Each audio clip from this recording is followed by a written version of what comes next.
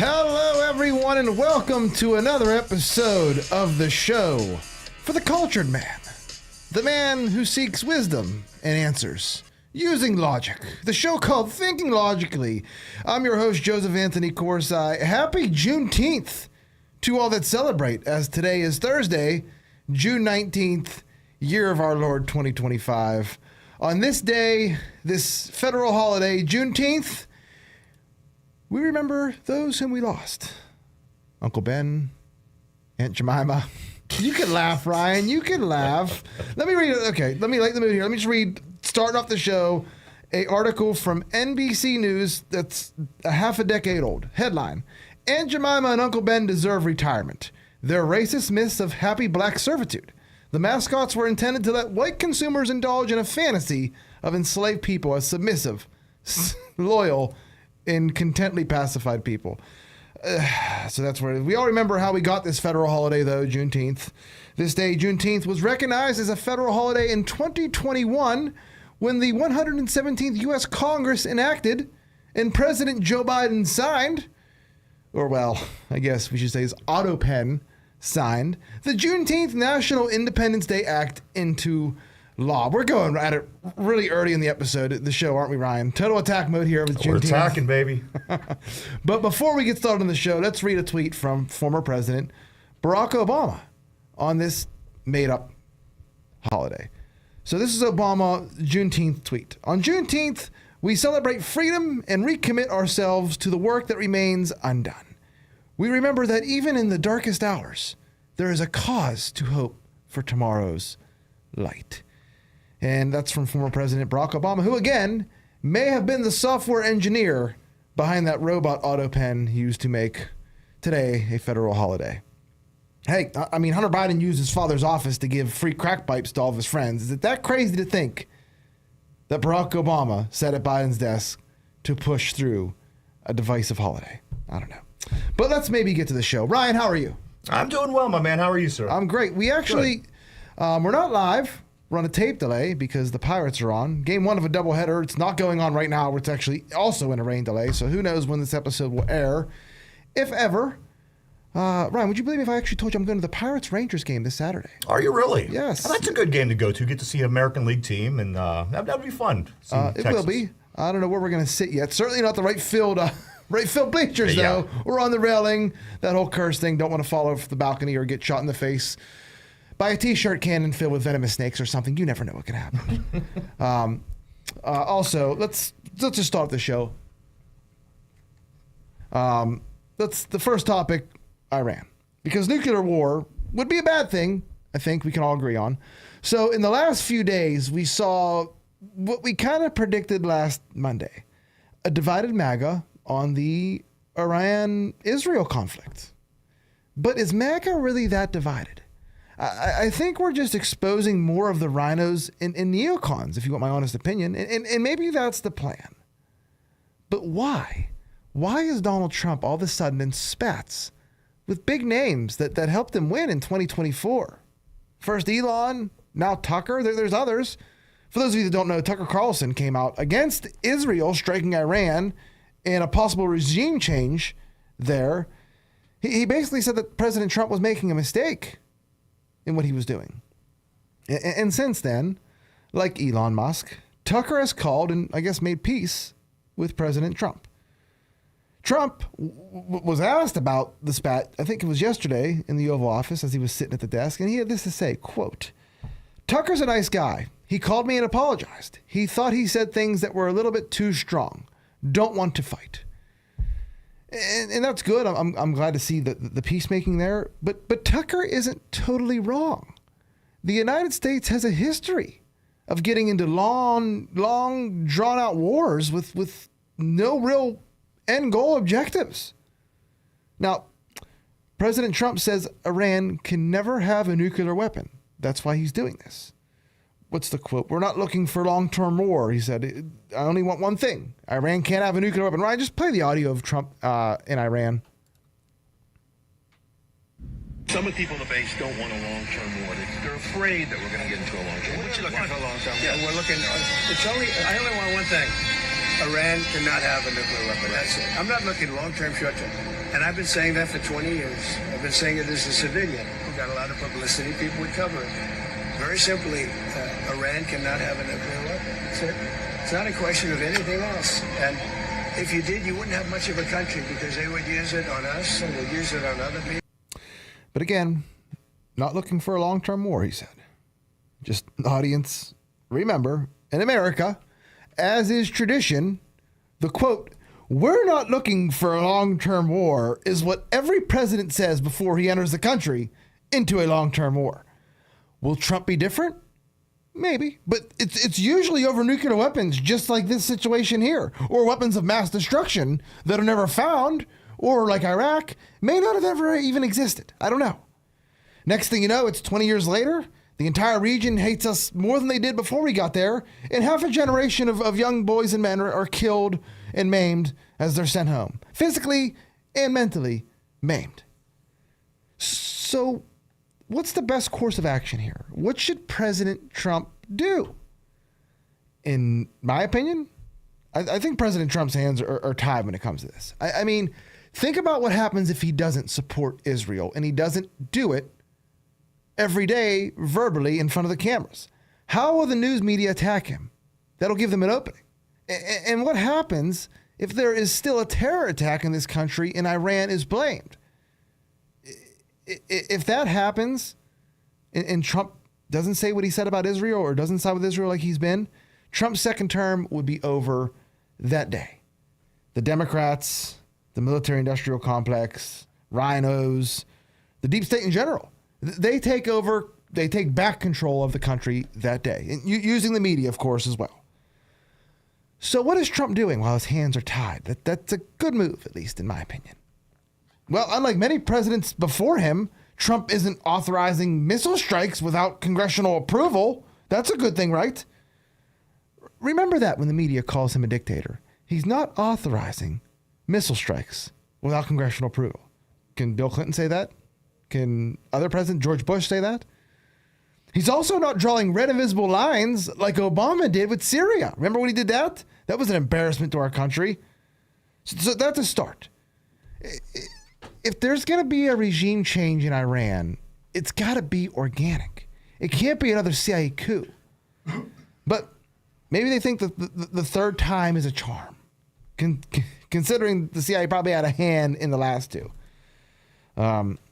We were talking about Tucker. I want to pivot back to Tucker Carlson.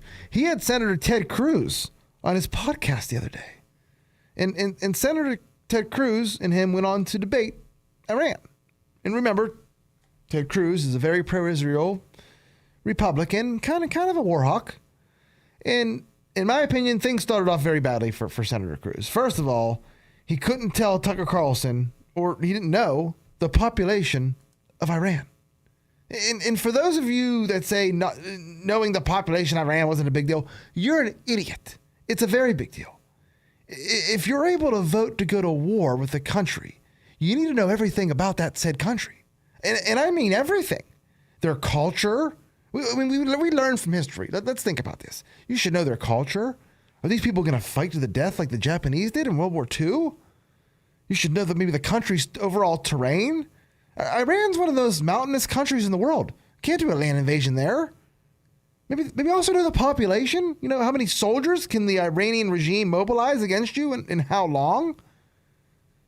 That's why Hitler lost World War II. He lost it in Russia in late 1941 through early 43, February 1943. Why? Because he didn't realize how many Soviets there were, or how many Soviets there could be. Not necessarily saying Russians, but people that could be mobilized under the Soviet cause.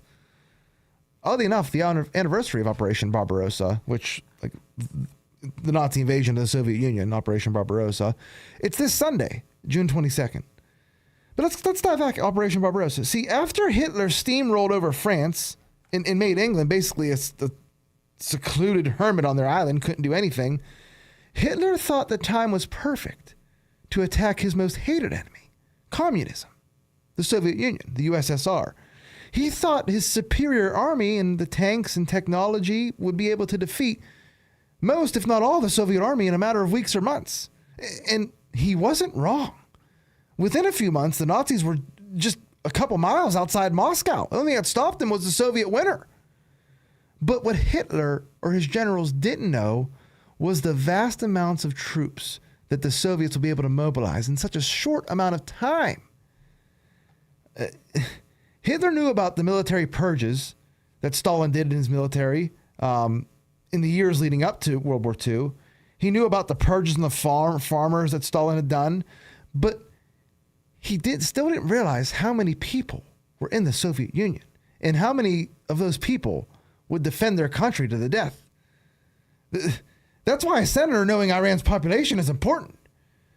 I mean, when Hitler went in for Operation Barbarossa, the German army consisted of about maybe 80 divisions. They encircled numerous Soviet troops, took out dozens, hundreds of divisions maybe. But by the next winter, the Soviets were able to mobilize another 100 divisions.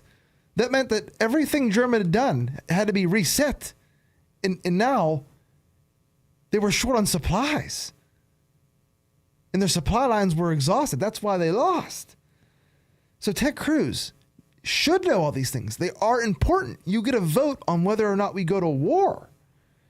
Good for Tucker for showing he's a real journalist, though, because he's going to get a lot of hate from the neocons for this interview. And just to play, Ted Cruz didn't do terrible. It was a debate. That's what we should have in this country. A debate, an open debate. Both sides said what they needed to say. But as for Ted Cruz, I don't think he performed as well as he could have, which is scary. I think he's a perfect example of why Washington, D.C. sucks, why maybe people go there and their IQs get drained. It's actually a terrifying place, D.C. Because before he went to D.C., Ted Cruz is a very smart person. He went to Ivy League schools. He was a, quote, master debater. I mean, I'm serious. Ted Cruz was a very good debater. He was on the debate team. But somehow Tucker was able to bench press him when it came to Iran. Oh my goodness, Amy, it's so good to see you. Jennifer, how are you? I'm fine. How are you? Is your mom doing any better? Thank you for asking. I don't know if I can answer without being emotional. I'm sorry. Okay. Surprise commercial there. Anyway, Ted Cruz, he went to Ivy League schools, master debater. But somehow Tucker's able to, bench press him in a debate on Iran. And when Tucker pushed back, Cruz didn't really engage. He kind of just lashed out and attacked Tucker. He called him an anti-Semite basically once. Throughout the interview. An anti-Semite, isolationist. He stopped just short of calling him a Russian stooge because Tucker went to a Russian grocery store while he was there to interview Vladimir Putin. But that's the same tactic the left used against Ted Cruz and Republicans. Calling them names, calling them racist. It's expected when a dumb liberal does it, but Ted Cruz? Come on. So it begs the question, who's right and who's wrong in Iran? I don't know. But I don't think we should be focused on ever sending in ground troops or attack. And I think we should know the population of Iran before any decision is made. Ryan, have you ever seen A Bronx Tale, the movie? I have. I love it. So there's a character called Mush. Mush, no matter what. Yes. Bets the horse race, horse loses. That's some of Didn't these. they make him sit in a closet at Yes, one point? Yeah, yes. okay. So that's basically some of the people on the media. If Mush bets the horse, I know not to bet that horse. If Nikki Haley says a certain thing, I know probably the exact opposite might be true. Nikki Haley put out this tweet. The U.S. should not engage in regime change in Iran. Our focus should only be our national security. The Iran regime has threatened the U.S. with nuclear production for years. We should support Israel in eliminating the Nantes and Fordo sites to prevent the threat of an atomic bomb used against us. The Iranian people should decide who they want to be their leader. That's their decision, not ours. Stay focused. And this makes me almost want regime change. Nikki Haley's a globalist. I'll bet that means the Iranian, whatever it's called, theocracy government, theocratic government is also part of the deep state as well. Like I said, she's like Mush from Bronx. But I don't know. I can't say I don't disagree with her, but just because it's Nikki Haley, it makes me think there's something else at play here. But she's not wrong. I mean, Libya, Iraq, Afghanistan, they didn't go so well. Like I said, there's going to be a regime change. It's got to be brought on by the people. Can't be like what happened in Ukraine in 2014. Speaking of that, you can't have John McCain on a sled like Santa, coming with all USAID money, dumping it to the people for a color revolution. Speaking of USAID money and all that, maybe Iran was dependent on that USAID money to keep their country afloat. Not much different than Canada, I guess. I don't know. Ryan, what do you say we take a break? When we come back, we're going to cover more of this AutoPen scandal. There was a hearing on Capitol Hill yesterday. You think Jake Tapper would have showed up about this AutoPen scandal? No, Jake Tapper wasn't there at all. We're going to cover that when we return to Thinking Logically, our 99.3 FM WBVP. Okay, we're good. Give me 1 minute to get this. Okay, I should have just killed it.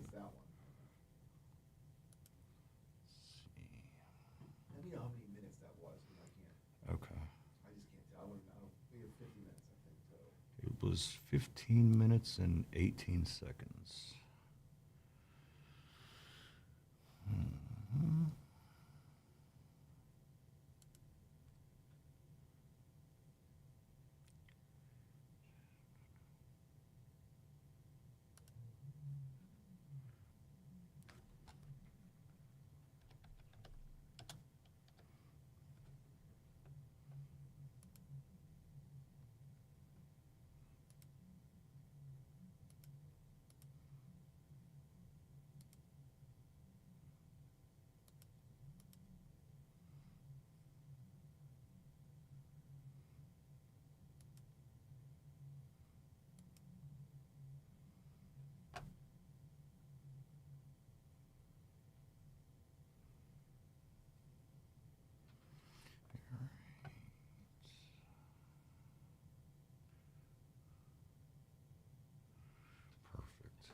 All right, you ready?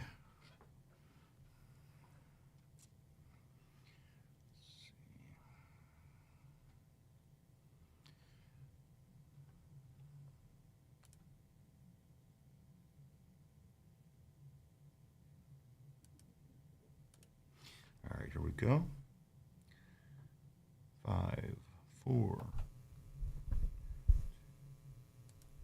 Welcome back to Thinking Logically here on 99.3 FM WBVP, brought to you by So Fresh, So Clean Pressure Washing. Remember, whether you need your house washed, driveway clean, patio done, fences, gutters, you name it, call Dave from So Fresh, So Clean Pressure Washing at 724-252-4489. That's 724-252-4489. They're fully insured and they offer free estimates. So what are you waiting for? Don't be the outcast in your neighborhood with a dirty Decker house. Call Dave from So Fresh, So Clean Pressure Washing today. So the first thing we were talking about Iran, a little bit of Juneteenth, how we don't know how that holiday came into effect. They canceled Uncle Ben. They canceled Aunt Jemima. Then they had Juneteenth, and the person that signed the Juneteenth federal holiday into existence was Joe Biden, which is weird because we were told that an auto pen has been running the White House. So it was an auto pen. Imagine if you're the black community, the slap in the face. A robot computer auto pen was the one that signed your holiday in. How mad would you be? And that brings us to our next topic here. So the House actually held a hearing on the Biden auto pen scandal. Jake Tapper, who wrote a book about Joe Biden's cognitive decline and then charged people money to buy it, for some reason didn't cover this hearing. I'm not sure why. It aligns with his book. Anyway, this is from the Daily Mail. Headline, the shocking date of Biden's first use of the auto pen exposed, and it's earlier than previously known. During an explosive Republican-led hearing on Joe Biden's rapid decline over the course of his 4-year presidency, shocking details emerged about the extensive uses of auto pen by the former president. So a few people, the man testifying that I got all this information from, Theo Wold. And Theo Wold he was the acting assistant attorney general in the Office of Legal Policy at the Department of Justice and was also deputy assistant to the president for domestic policy during the Trump administration. Before that, he previously served as deputy chief counsel to United States Senator Mike Lee on the Senate Judiciary Committee. And yesterday, as part of his sworn testimony, he said that the Oversight Project's research discovered that the first time Joe Biden used an auto pen, audience, think. Come up with an answer in your head. I'll give you like 10 seconds. Cue the Jeopardy theme. See if you can guess on what day of his presidency Joe Biden first used an auto pen. Think, Ryan, what day of his presidency? Day 1 through like 1,300 and some. What day? I'd guess pretty early on. Pretty early. You're close. First, maybe the first year. First year? Yeah, I guess it was the first year. Oh, jeez. It was day 5. Oh, my. It was day 5, Ryan. Day 5 is when they decided to use the auto pen. So, did you hear auto pen on day 5? Mr. Wolds went on to testify and said that the auto pen is a device that signs the president's signature to a document. The oversight project, of which I am a board member, has discovered that the Biden White House deployed an auto pen to affix President Biden's signature to pardons, prison commutations, executive orders, and even presidential proclamations. The Oversight Project's research has found that the Biden White House first deployed the auto pen to affix President Biden's signature on day 5 of his administration, and that there were at least 3 different auto pen signatures in use throughout President Biden's tenure in the White House. He continued. So they had 3 different machines with 3 different signatures just to throw people off? Maybe, I don't know. He added, in June 2022, the Biden White House began deploying the auto pen to sign clemency warrants and executive orders? Auto pen use skyrocketed from there. We found that of the 51 clemency warrants issued during Biden's presidency, over half, 32 in total, were signed with an auto pen. Another eyebrow-raising revelation that Wold shared was after a review of Biden's public schedule in publicly available media, the Oversight Project was not able to find evidence of Biden personally approving these actions, such as a statement. So I guess they just put on his schedule and had the auto pen do it. And Joe Biden was asleep again, probably in a coffin like Dracula or a vampire, only rousing and getting up to drink the blood of a young blonde virgin every here and there before he would have to go out and make a speech. Wold additionally disclosed that many of the days the auto pen was used were days that the president was in Washington, D.C., at least for part of the day. So we were right all along. An unelected shadow government hijacked the presidential authority while we, the taxpayers, footed the bill. We subsidized, like I said, $100 crack pipes to junkies. We built a pier that washed away in a week for $250 million. Heinz Field, next to Gaza. We somehow spent $8 billion to build, what, a dozen EV chargers across the country? That was all the auto pen. This is from MJ Truth Ultra on X. He says this, "Oh my goodness, did you see this today? Do you see where this is all going? The auto pen might just nullify every single action Joe Biden took as president. His cognitive decline is going to be the end of many." And he lists people: Anthony Fauci, Benny Thompson, Liz Cheney, Adam Schiff, Zoe Lofgren, Jimmy Raskin, Adam Kinzinger, Stephanie Murphy, many more. And he goes on to say, remember what President Trump said before leaving office? And I actually remember President Trump saying this. He said, the 25th Amendment is of zero risk to me, but will come back to haunt Joe Biden and the Biden administration. Wow. Trump was right. Remember, audience, the Constitution, that whole piece of paper we go by, the Constitution gives power to the president. The duly elected president, not his staff, not Joe Biden, not Hunter Biden, not any staffer that walks in there and sits at the Oval Office, the desk. A signature, let's do some math. A signature equals consent plus authority.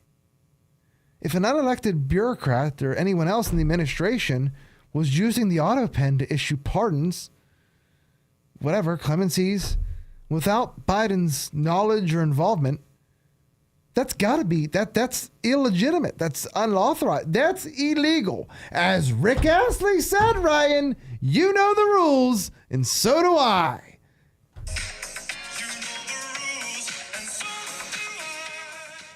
Just one more time. I can never get enough of it. Like, I can't come in here if I get an auto pen with Frank Sparks' signature.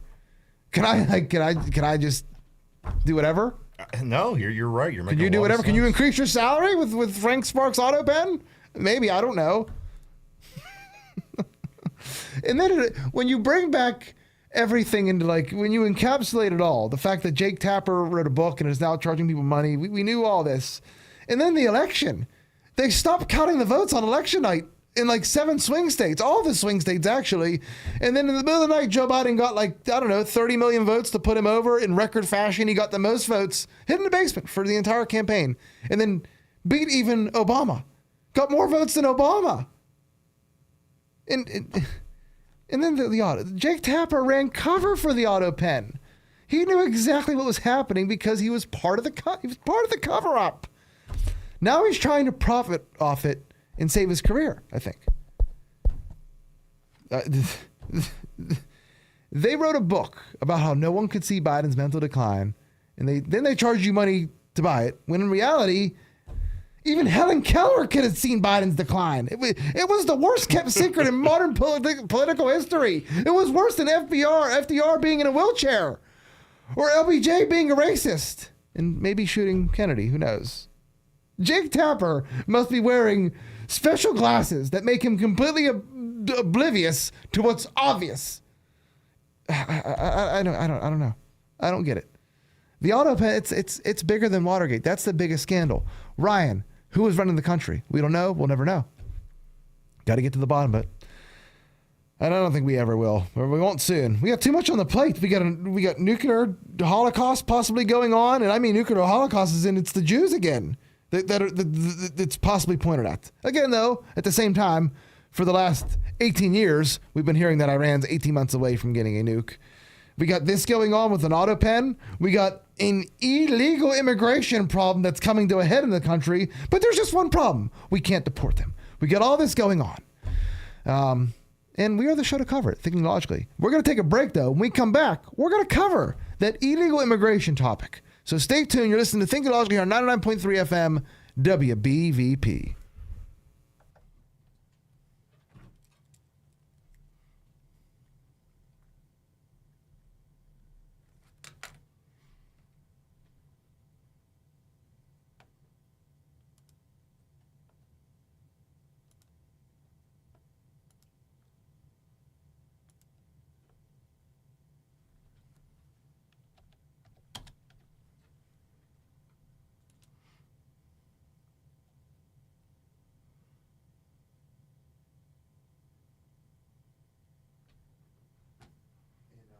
total time.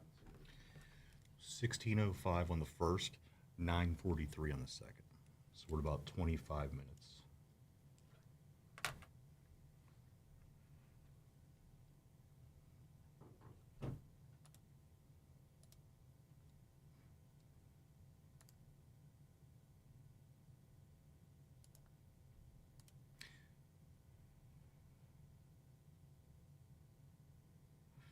All right, I'm ready when you are.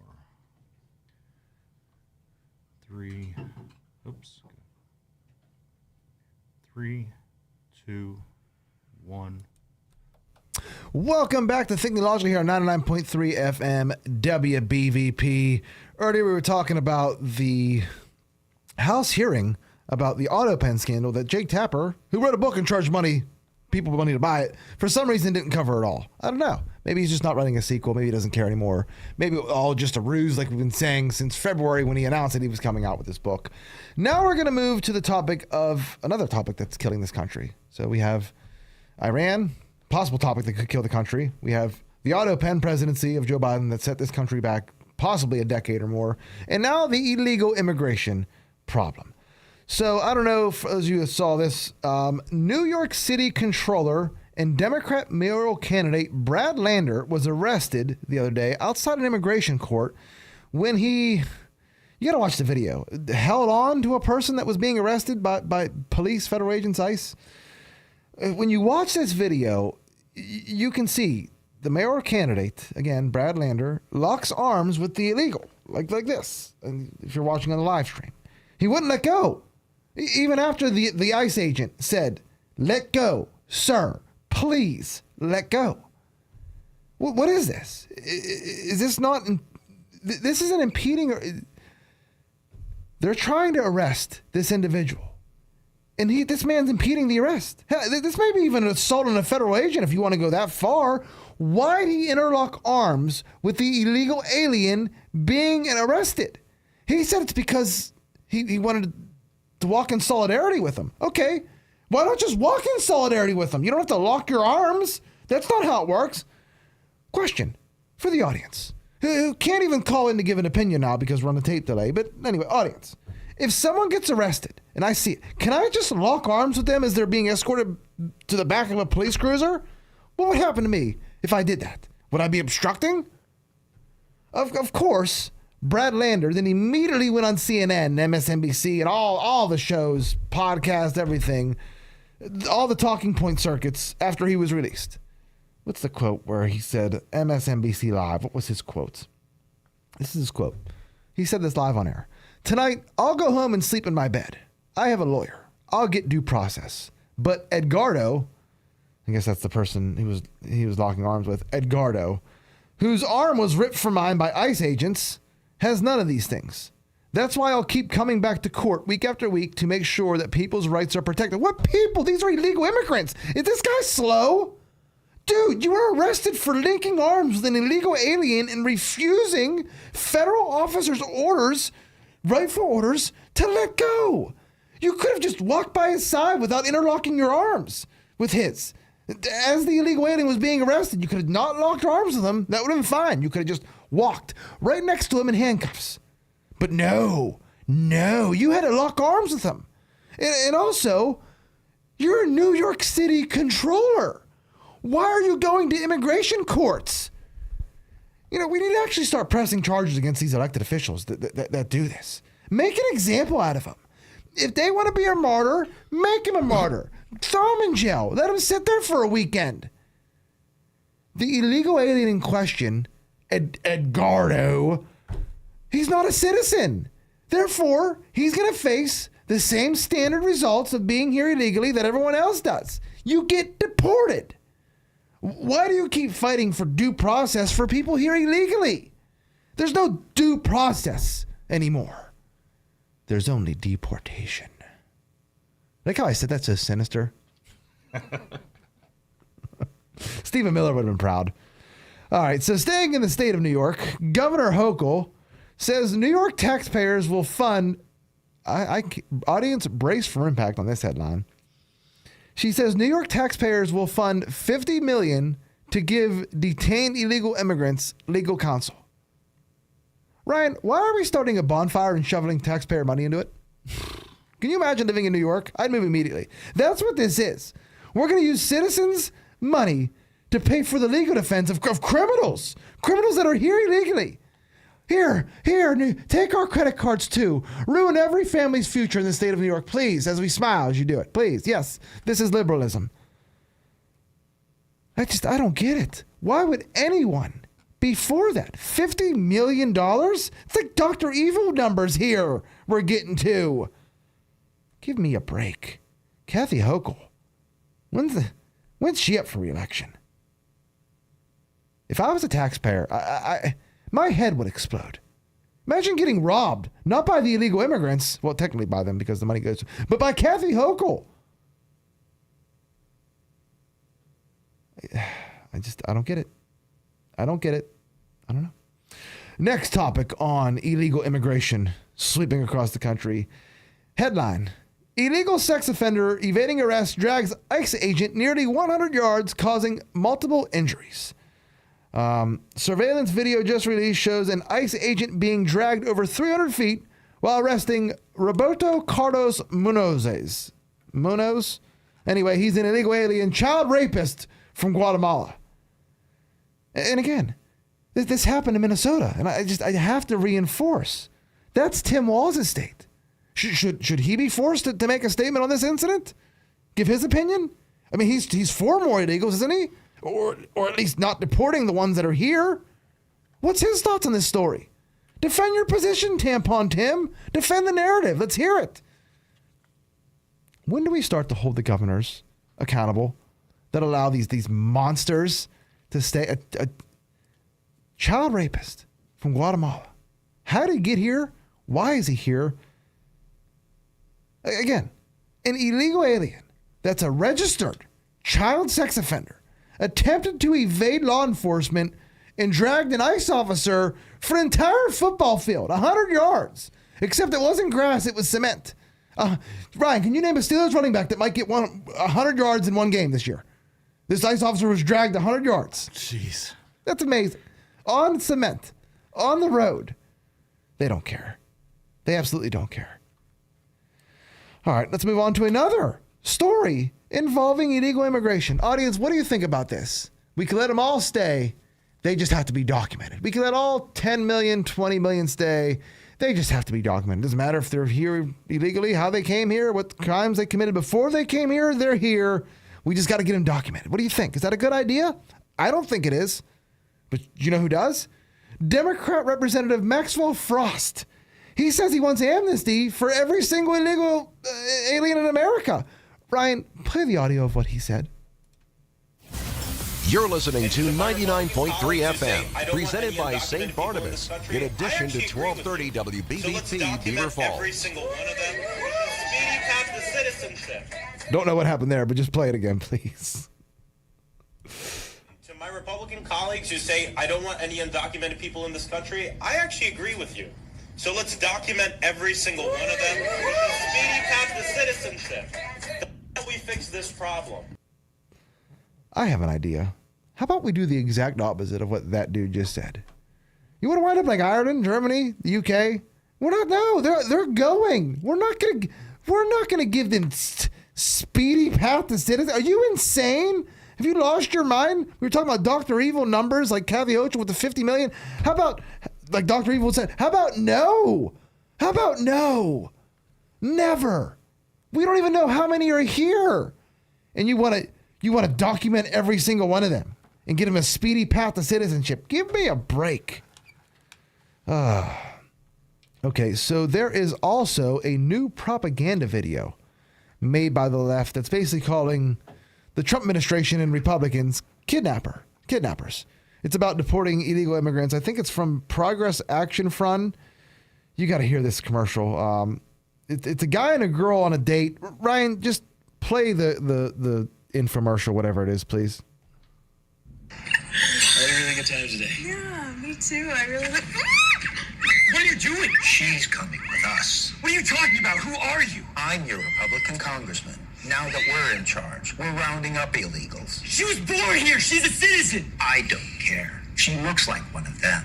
But don't worry. When she's in prison in El Salvador, she'll have lots of company. This is like the pot commercials back in the day that would make you want to smoke pot. Remember how terrible those were? Where the girl would just be like pasted to the seat, or this is your brain. This is your brain on pot. So that was from the Progress Action Fund, and that was a real commercial. They actually spent money and did that and thought it would sway minds, hearts and minds. But there's just one problem. No Republicans or anyone in the Trump administration has called for American citizens to be deported. If they did, it was as a joke. I mean, come on. Give me a break. Give me an absolute break. What else here? This is from Libs of TikTok. Breaking. Border Patrol agents shut down massive 3,000-foot drug smuggling tunnel between Tijuana, Mexico, and San Diego, equipped with lighting, ventilation systems, and it also railroad tracks to move narcotics. Wow. That is absolutely amazing. We were told this stuff could never happen. The agents discovered the tunnel in early April while it was actively under construction. The tunnel had a projected exit point near or inside a commercial warehouse space in San Diego. So that's how they do it. They have it actually, the tunnel goes, it's like Breaking Bad. Kind of crazy. And other shows, like the show Weeds, they did this in. All right, we only got about 10 minutes left, so we got to take one more break. When we come back, Secretary Pete Hegseth was on Capitol Hill answering questions from Congress yesterday. What was it about? We'll cover when we return to Thinking Logically here on 99.3 FM WBVP.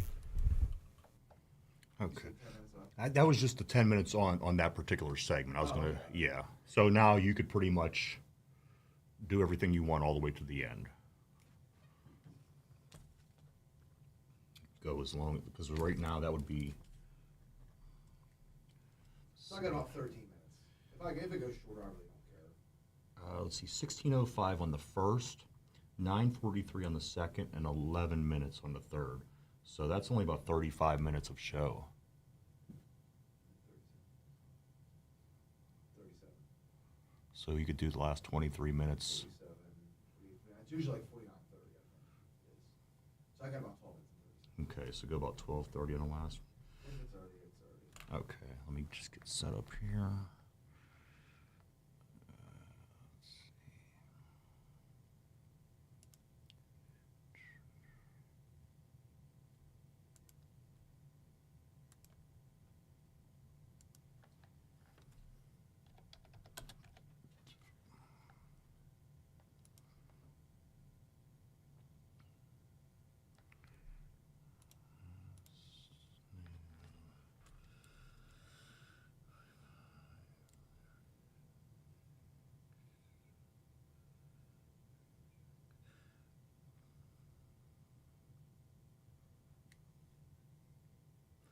Let's see.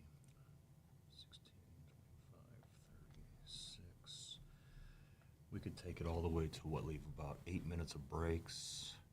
36, 14. Yeah, you could go full 15 more minutes, man, if you need to. And then I'll give you if it's at the 10-minute mark, and then I'll give you where we're at the 15-minute mark. That way you know. We could just... Okay, sounds good. Are you all set?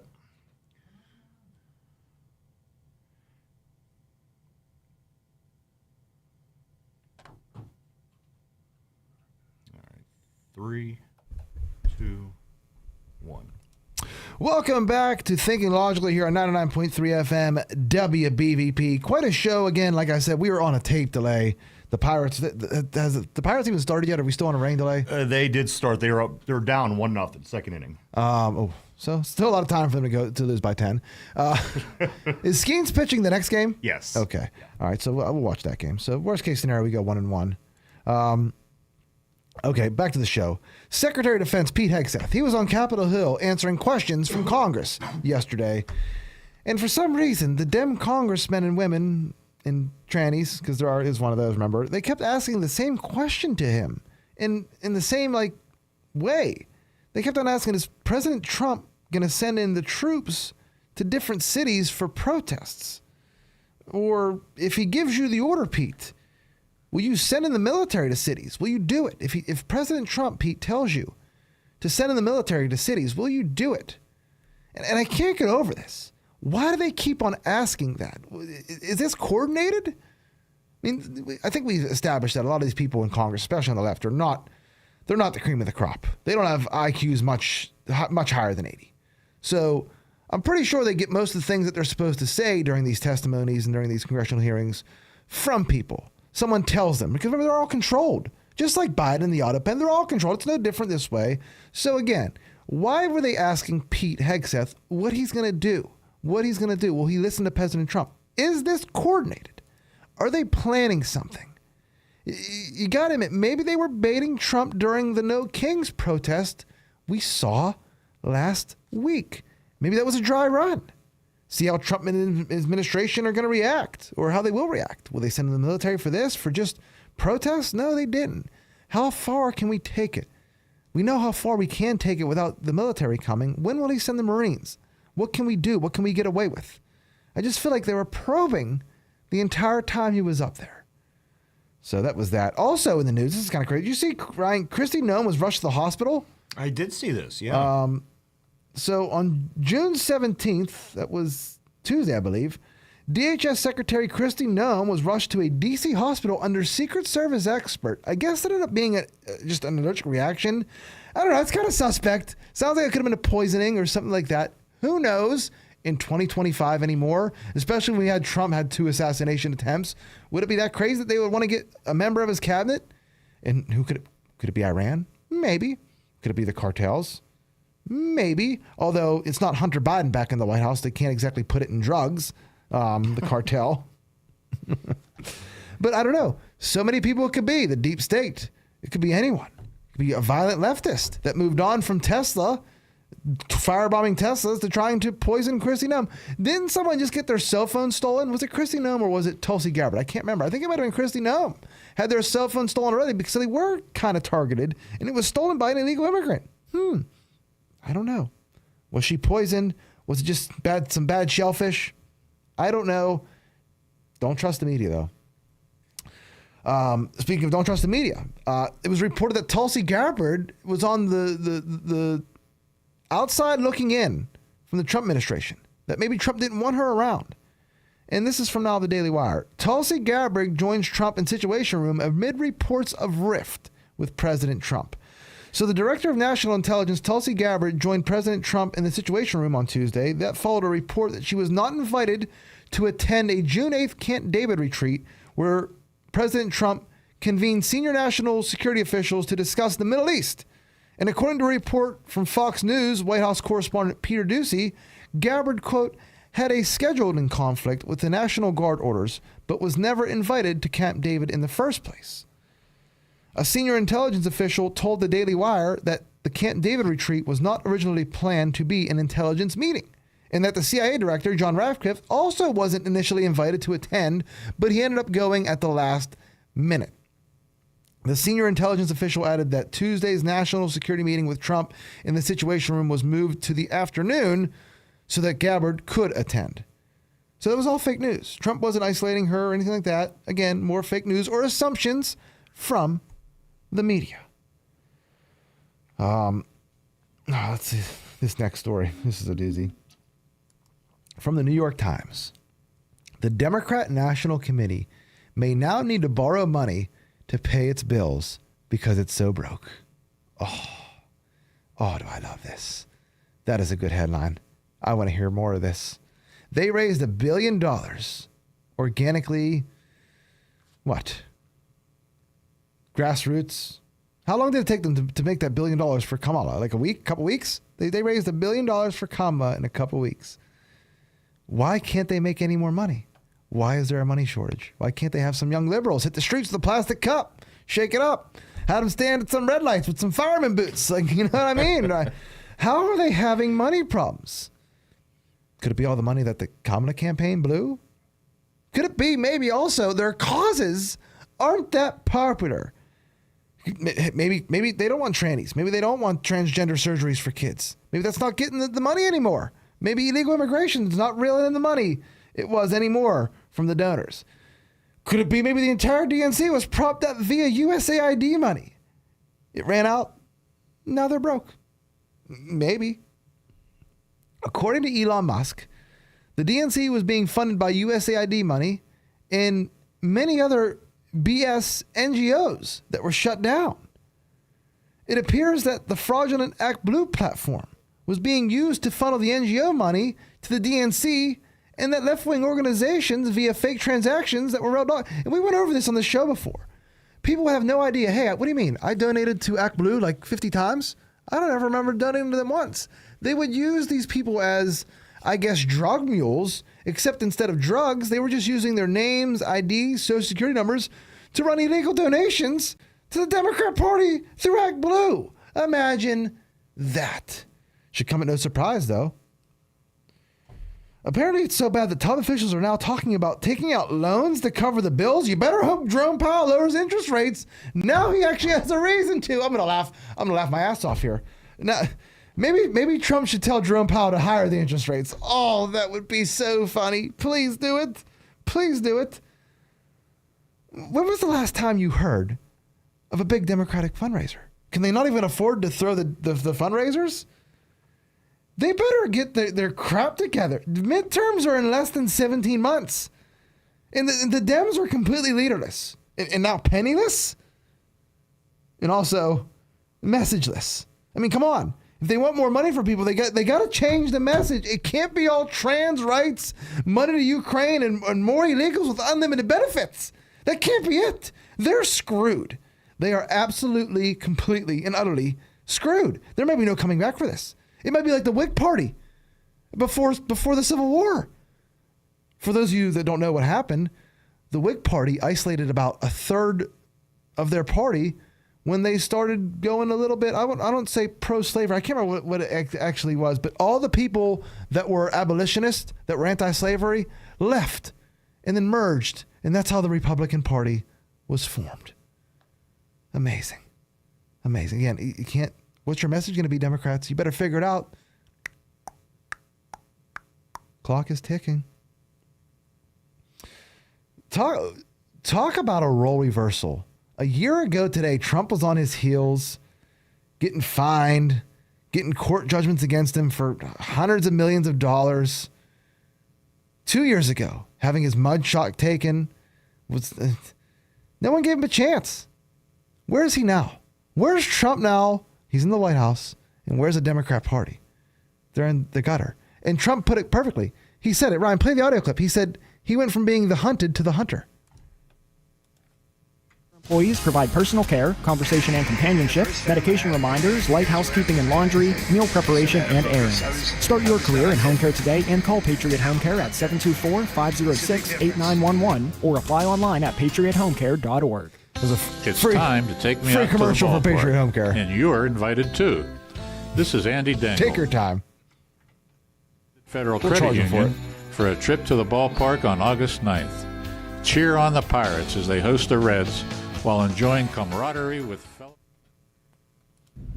And the first time I had it, you guys were after me. I said I had to focus. I was the hunted, and now I'm the hunter. It's a big difference. He went from the hunted to the hunter.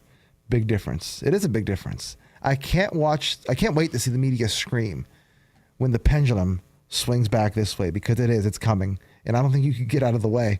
There's no way you can get out of the way. All right, we don't have much more else. Ryan, I know this is a tough task asking you to do this on a tape delay, especially with the Pirates going on, not watching it on Gamecast or something like that. Yeah. But thank you very much. Did play a few too many commercials. But that's not on you. That's not on you. Ruined a few segments, possibly the entire show. No, I'm kidding. But yeah, I just want to touch again. We didn't cover that. Have you seen anything about that shooting that happened in Minnesota? Is it out of the news cycle now? Like that guy in the Tesla that shot himself, with the 50 caliber bullet, and the New Orleans attack that happened on New Year's Day, New Year's Eve. Is that guy with that carried around the 7-name hit list in his car with him for some retarded reason? Is that out of the news cycle for real? It seems to be. Does a person do that? Do you carry around a list of people you hate or want to kill while you're actually going to commit the crimes? Right. Not generally. Do you bring your incriminating evidence with you? Again, how do we know that was the guy on the porch? Right. How do we know it wasn't just some crazy person in a scream mask and they're blaming on this guy? Patsies exist. Lee Harvey Oswald, probably a patsy. How do I know? I don't know. Maybe because he was shot in the belly in the basement of a police station by a man that, I don't know, was connected to the mob? Jack Ruby? What was that all about? These things just fly under the radar. I don't know.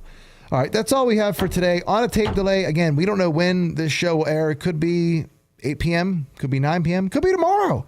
But I hope the Pirates win. Hope they go 2-0. Down 1-0 right now. Is that still the score, Ryan, or is it got worse? Still store. Okay. We'll be back on Monday, 3 to 4 p.m. I promise. I think this is the last time we'll be prompted for the Pirates. But until then, I'm Joe Corsai signing off from Thinking Logically. Pray for our country and pay attention to the Iran situation and gotta have faith in President Trump. We voted for Trump. We didn't vote for Tucker Carlson. We didn't vote for Ted Cruz. We didn't vote for Nikki Haley. We didn't vote for any of these other talking pieces telling us how it's going to be handled. Trump's in charge. Trump's the president. I trust Trump. Until Monday, this is Joe Corsai signing off and Thinking Logically on 99.3 FM WB.